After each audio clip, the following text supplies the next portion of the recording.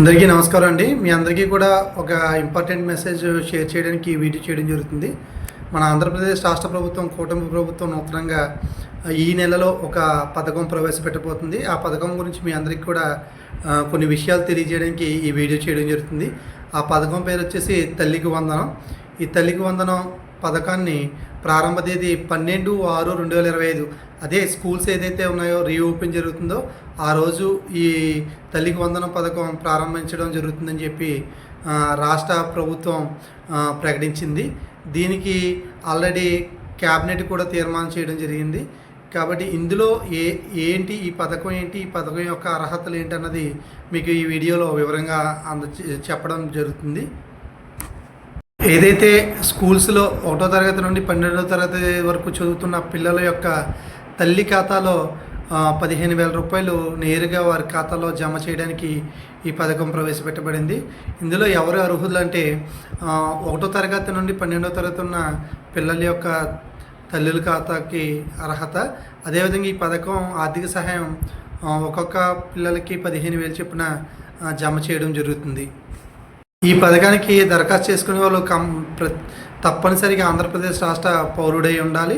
మరియు 1వ తరగతి నుండి 12వ తరగతి వరకు చదివేటట్టు పిల్లలు వారి యొక్క హాజరు 75% కలిగి ఉండాలి.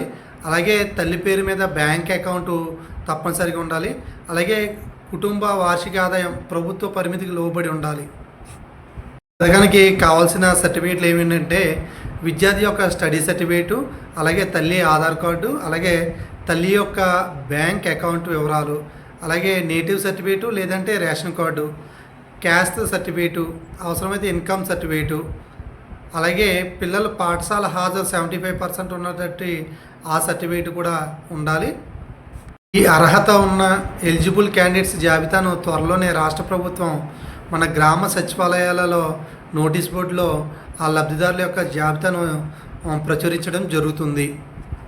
తల్లికి వందనం సంబంధించిన 15,000 రూపాయలు అకౌంట్లో పడాలంటే కంపల్సరీగా విద్యార్థుల యొక్క తల్లులు బ్యాంక్ ఖాతాకు ఆధార్ నెంబర్తో NPCI జూన్ 5వ తారీఖు లోపు చేసుకోవాలి.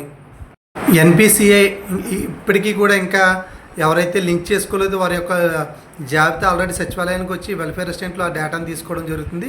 వెంటనే NPCI లింకప్ ఆధార్ లింకప్కి చేయించుకోవాలి. ఇది మన సచివాలయంలోనూ చేస్తారు, అదేవిధంగా మన దగ్గరలో ఉన్న పోస్ట్ ఆఫీస్లో కూడా చేయడం జరుగుతుంది. మీకు తెలిపిన విషయాలన్నీ కూడా మీ యొక్క తెలిసిన వాళ్ళందరికీ కూడా తెలియచేయండి. ఈ పథకానికి అర్హులై ఆ లబ్ధి పొందేలాగా చేకూరుస్తారని తెలియజేసుకుంటూ ఈ విషయం మీకు తెలిసిన వాళ్ళందరికీ షేర్ చేయండి.